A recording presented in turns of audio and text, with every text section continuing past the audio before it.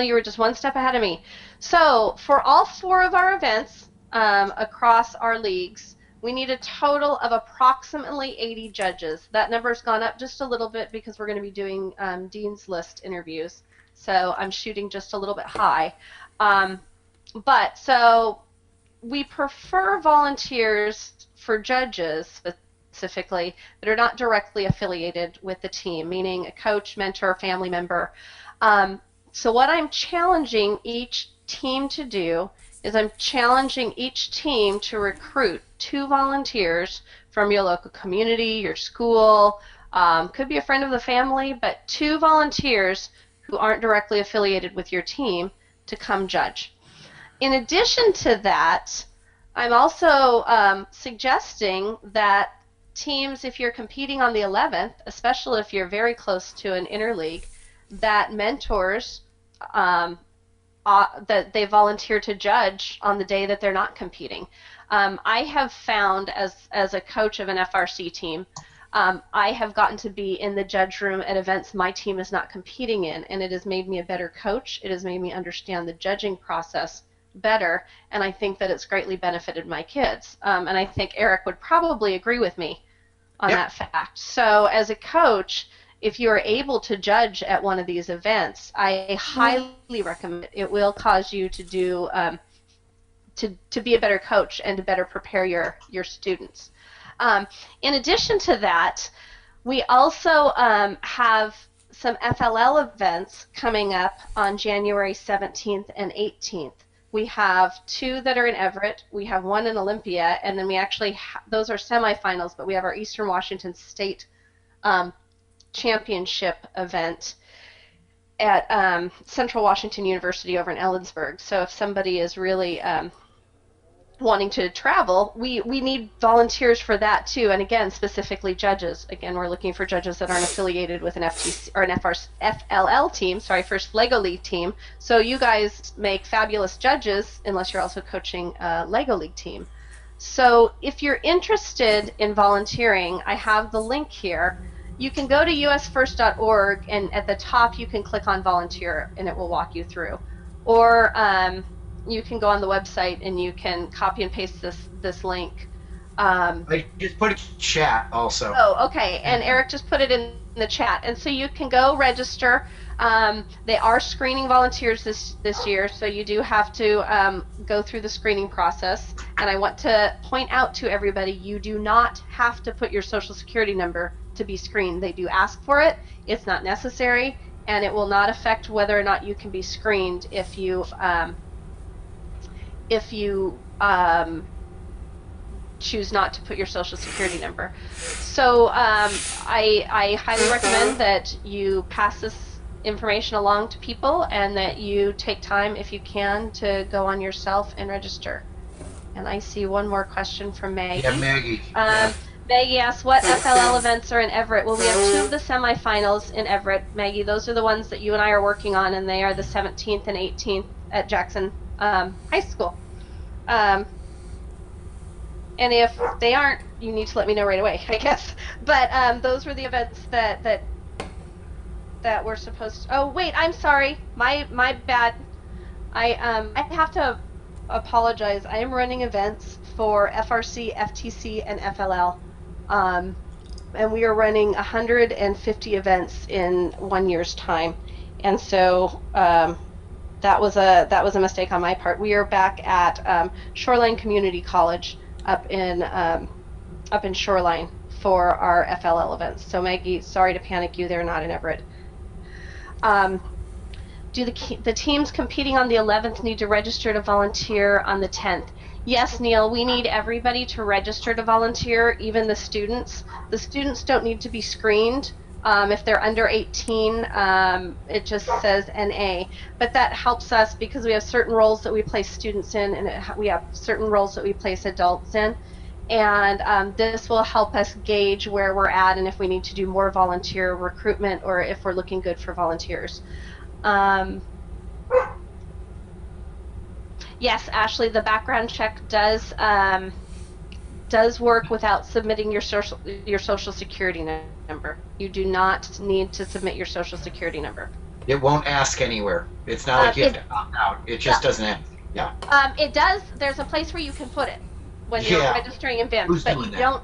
you don't have to put it. Nothing happens if you don't put it. Put it down. Yeah. Okay. I think we beat that to death. So the basic schedule of events for the day, and this is subject to change slightly depending on the number of teams and the venue, but you can be pretty certain that this, especially the arrival time, this is a hard time. What changes sometimes is later in the day, the alliance selection and awards. Some of that, depends on the number of teams and how the field's working. But we plan to have teams arrive at 8. Please do not arrive too early, because oftentimes we're doing setup, we're checking in volunteers. We will not actually let you in the building. We will make you stand outside so that we can get our volunteers trained. Again, make sure that the pit area is set up and that we're ready to go when you arrive. We're starting the judging just a little bit earlier this year than we have in past years, because our interleague events, we're running 8 matches this year instead of 6. And so we want just a little bit of extra time for matches. So the judging will begin at 8:30. It depends on the judge advisor how you are scheduled for your judging sessions, but with our sessions being a little bit early, I'm going to strongly recommend that the judge advisor allow teams to sign up as they arrive, and the teams that arrive and check in first will have the earlier time slots. The judging will go until 10:30. This is team judging, not necessarily our Dean's List judging. We won't know the Dean's List schedule until the very beginning of January, because people have until the end of December to nominate students. So until we know how many students are being interviewed, we can't state what the Dean's List schedule is, so we'll have to send that out to teams. We plan on starting matches promptly at 11. We will have a brief opening ceremonies and go straight into matches. We are going to have a lunch, but our lunch is only going to be half an hour. We will have lunch at 12:30.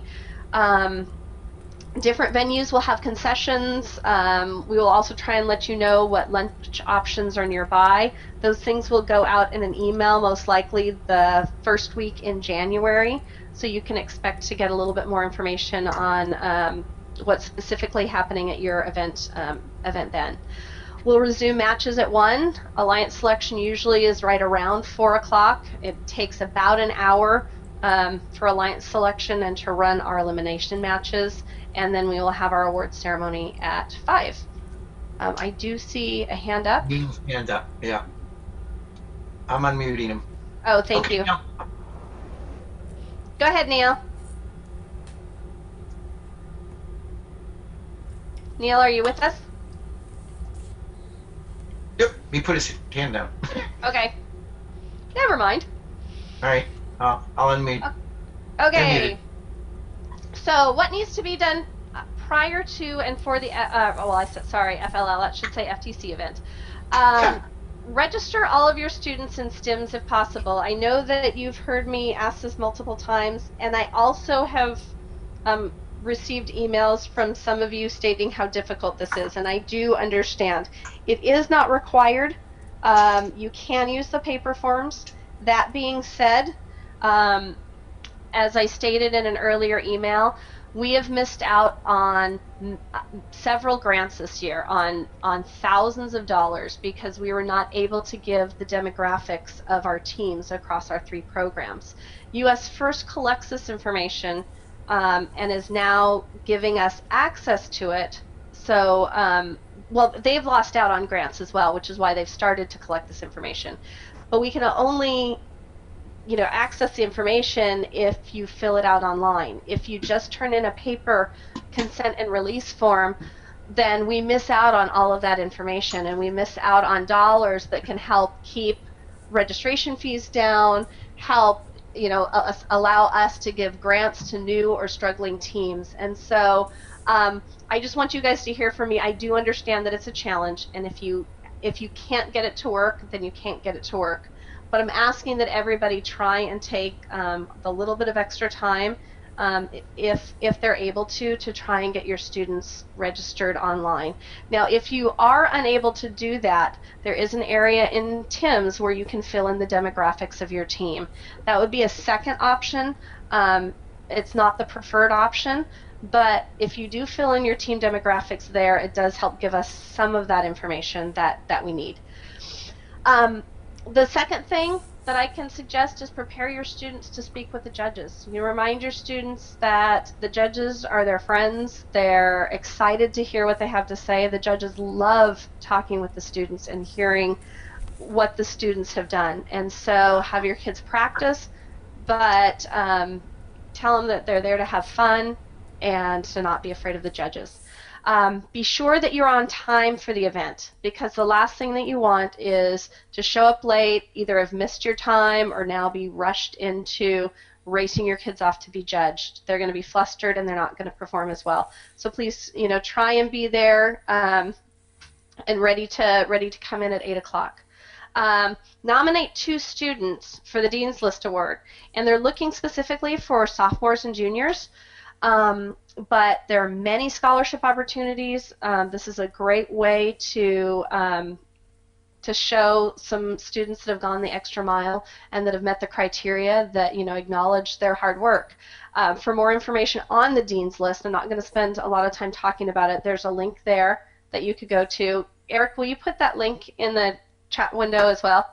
And yeah. I've also put that link on emails that I've sent out. So please do that. It needs to be done 10 days prior to your event. So basically by the end of December, but it does state 10 days. So depending on the day of your event, that slides a day.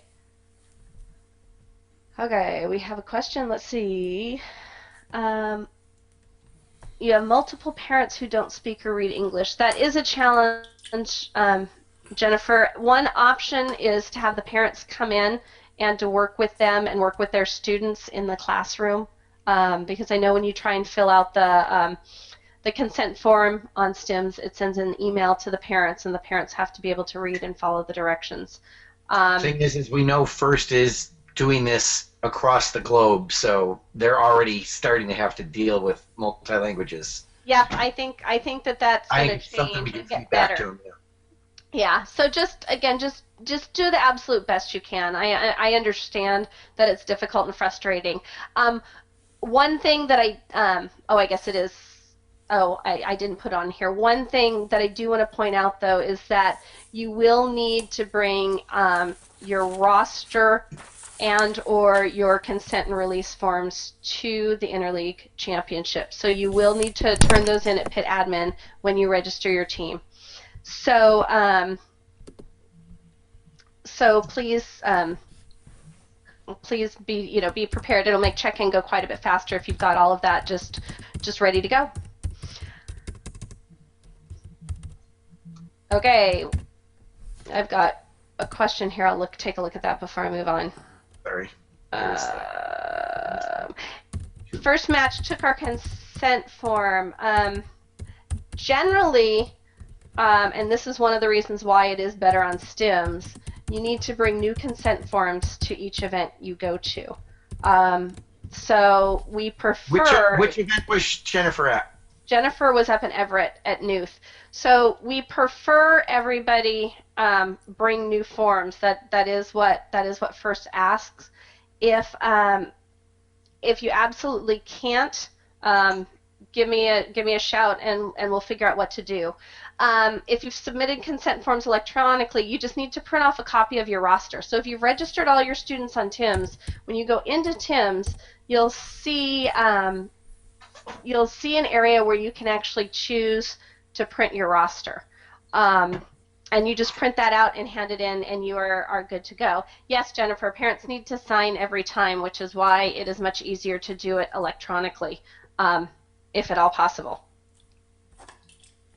They will also ask for these for those going on to state. You will need to submit these at state. If you go on to the super regionals, you'll need to do it at the super regional, and that's why they're strongly encouraging everybody to do the electronic. We have to send those on to FIRST. So when those come to us, we box them all up and we send them off to first. We don't keep them. Okay. Yeah.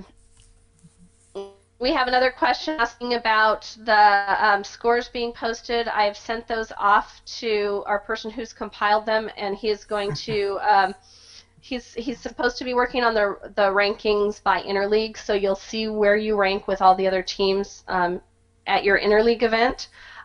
Again, this is a volunteer, so this is a person who works full time. And I asked him to have them up by 5 or before my webinar this evening. That hasn't happened. I will be continuing to pester him and ask him to get them up as soon as possible. And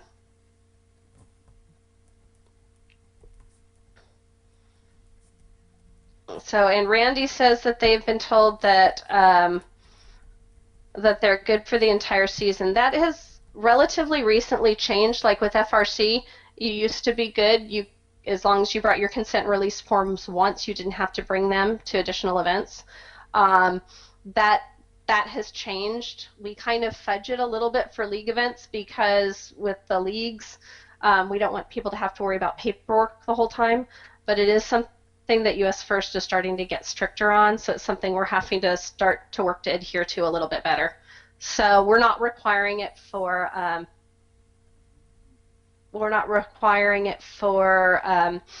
leagues. The leagues, but we do have to at the Interleague. So,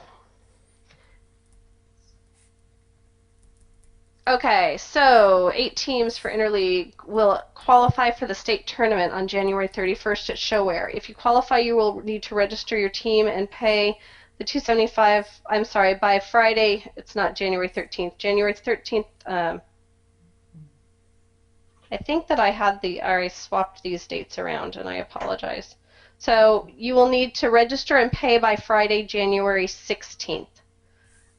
We will be having a team briefing on Tuesday, January 13th at 7:00 p.m. So those teams that qualify, you can attend the team briefing just to make sure that you have all the information you need about moving on to the state event.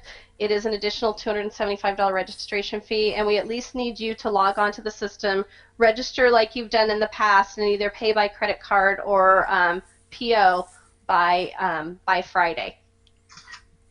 So,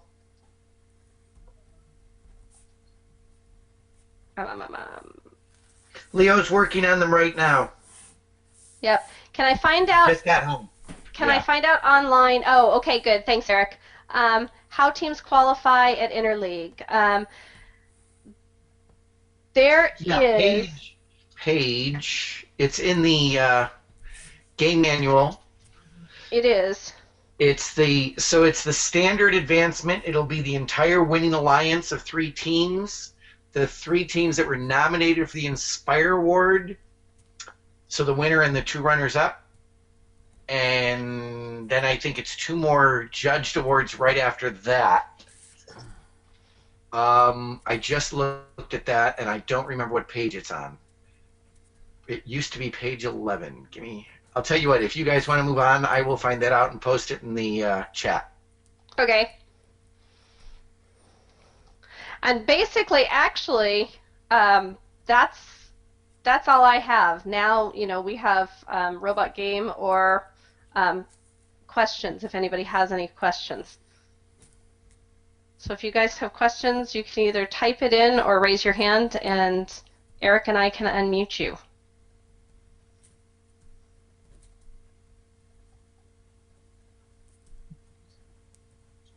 Okay, I have a question. Do the league points remain, or do we reset? The league points do remain, so the points that you've earned in your league event will carry forward, and you will go into your Interleague Championship event ranked.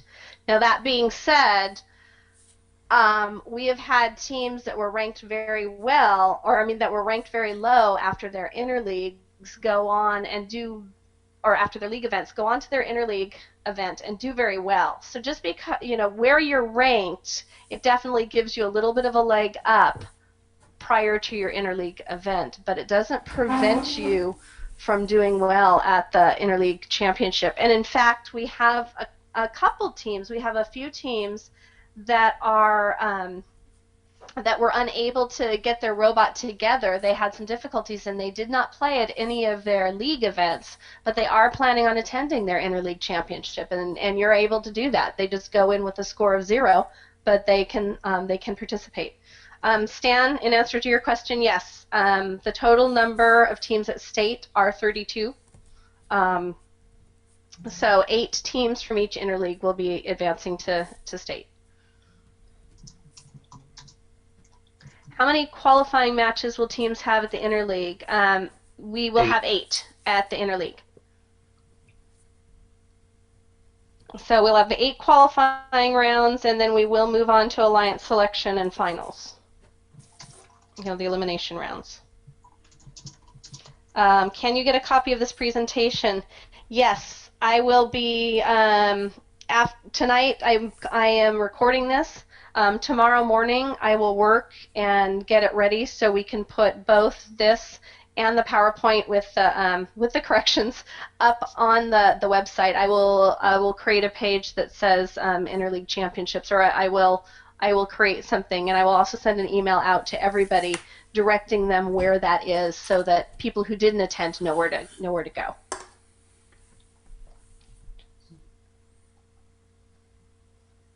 Okay, and Eric said he put it in the chat window, but page 14 of the game manual. The game manual comes in 2 parts. The first one is just all about team stuff, not the game. So it's page 14 gives the breakdown. We don't do the optional one, number 1. Okay. Will we have AntiStatic applied to the mats for Interleague? I don't believe so. I haven't heard of teams having issues with static. Oh, okay. So no, the quick answer is no.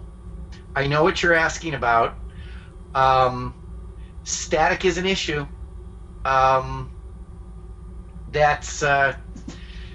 There's a number of ways you can deal with it on the robot. I personally believe Mike doesn't do it. Michael Thompson out of Kings is probably the current genius on how to deal with that. Some dry areas of the country will actually spray water on the mats to try to get the static to release. For those of you that are wondering, what's all this talk about static? The static will shut down in NXT. It will overload it and cause it to freeze up. 9 times out of 10, it's the way the team is handling their NXT, and they're not following the best practices. But yeah, we're running plastic wheels on a plastic mat, and it's gonna build up. It's gonna build up static. Normally, up in our area, we haven't had to deal with it. And yet we still see teams, freeze up NXTs.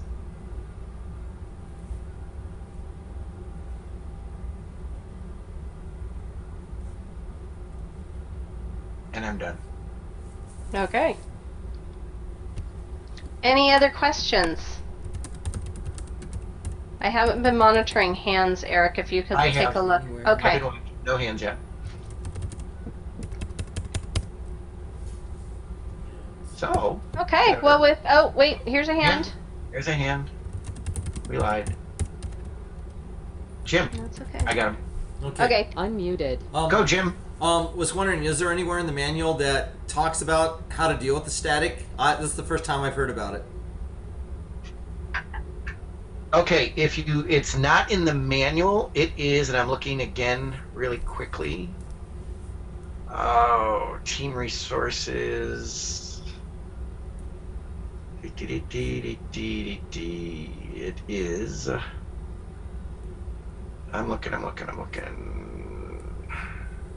Come on, where is it? God, I just saw this. Control system. Samantha's, that's not the problem. FTC Guide to Addressing NXT Lockups under Team Resources under usfirst.org. Okay. Used to have a really nice Yeah, it's 25 pages here. And they I have a just picture of a I must lightning not have strike just read on the cover. about the static. I think I've read that, but I just didn't see that. Okay. And they give some clues or some hints as to best ways to overcome it. Yeah. Okay, Yeah. great. Like I said, for the most part, compared to some of the like the Midwest, it's brutal in some parts of the country, especially this time of the year. We're not too bad. We've got enough moisture in the air. It tends to keep it down. The static doesn't tend to be a huge problem. Well, I just the reason Uh, I even question is that I know in the last couple of interleague matches that we had that there were, and it wasn't so bad this last time, but the first match there seemed to be quite a few times that that bots would go down. It was just like all of a sudden we'd get the game going, and it's like everything went down, and at least for some of the team members, I shouldn't say all. And I don't think it was the game controller. I think it could be what you just mentioned. It could be the static. So I just want to make sure. Regina brings up a good point. They move this so that it says literally in this document, the condition can most easily be addressed at the venue by a good anti-static spray. So I believe we will be sending anti-static sprays out to all the interleagues and the state event. Oh, that'd be great. I swear I don't remember seeing this last year. Anyway, so yeah, we will definitely be addressing this because even if one crashes because of it, it's one too many. Now, be aware there's going to be some team that says you're changing the coefficient of friction because you just sprayed the mat with a chemical. No. So there's no winning here. Well, I appreciate you guys doing That's it. funny. Thank you. And it's funny because Fred just mentioned that. I also had, and I don't know how to answer this question, Eric. So the stickers, where do I find the stickers that are supposed to be on the bot during competition? I thought they were in the game manual. I know we have not been supplying them for the last couple of years, just because of logistics of leagues. Let me look. So what was the next one after that? So Ashley's got a interleague question while I look for the sticker. Yes, back to how to qualify at Interleague, having only done FRC. How do the league events play into the Interleague Championship? So basically, you're getting scores. You come out of your league event. Each league event, you get a score. Those two scores get combined for every team in your league and for every team in your interleague, and then you will be ranked in your interleague according to your total cumulative score. So when you go into your interleague championship, you will already be ranked between 1 and 32, 33, which is about what we have for the interleague events. And then the points that you earn at your interleague championship event will be added on to the points that you earned in your league events. Now, if you make it to the state event, the points will be reset at that point, and everybody will go into the state event with a clean slate. But for our interleague championship event, you are going in ranked based on your league scores. Jen says the manual says to print out the stickers. I'm looking right now to see, because that's what I thought it said. Okay.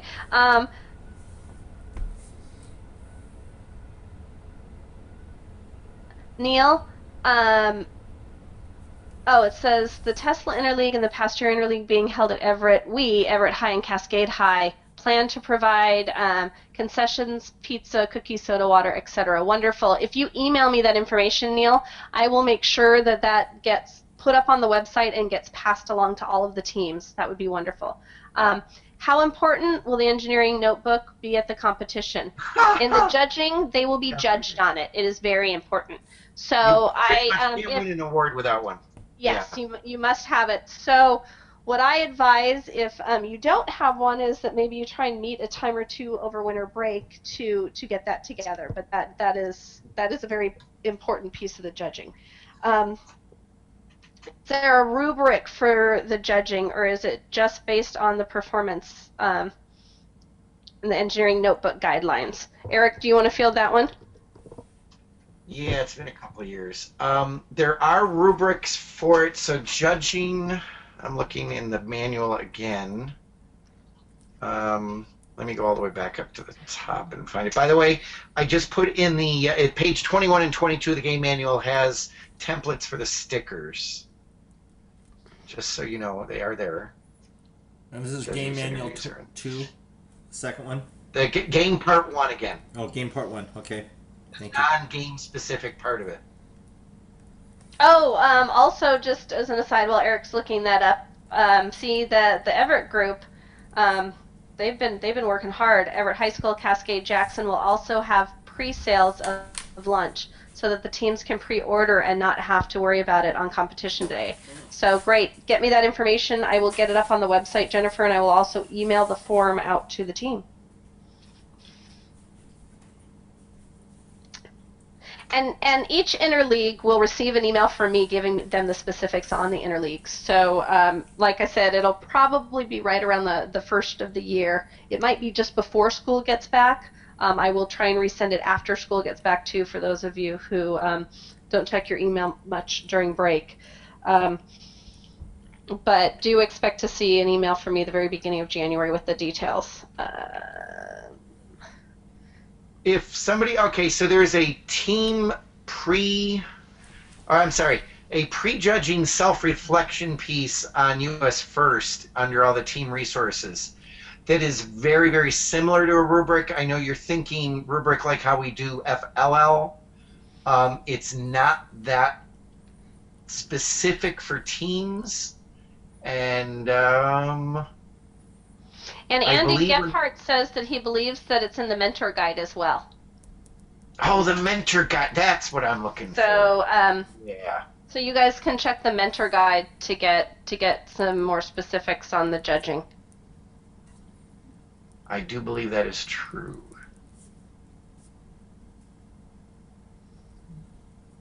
I'm trying not to say what we give out to judges, which is a little bit different than what we give out to teams. Not like it's a secret. I just don't want to confuse anybody. So okay, why don't you, Phil? Why don't you look at the mentor guide and see if you can find the answer, and if Eric is going to give everybody the link. He'll type it in the chat box, and then if you still have questions, let us know. Where the hell is the mentor guide? Mentor resources. Mentor guide. There we go. I'm just going to give you the whole mentor resources link. So this is the mentor resources link coming out. And on there is the mentor guide. There's a video. There's all kinds of fun stuff we all probably should have been looking at.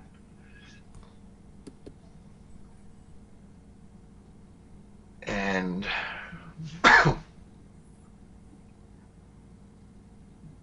yeah. There we go. Okay. We only had 6 matches the first, 11 the second? Oh. Carl, so you played down in Vancouver, I believe. Yeah, I believe the last one is simply going to be eliminated, so that you're going to walk into your league event at 16.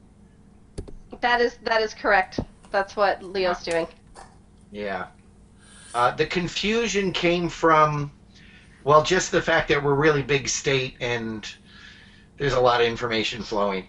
Well, and in the past we were doing 3 league events that were 6 rounds each, and the feedback that we got was playing 3 times before December was a little bit too much, and so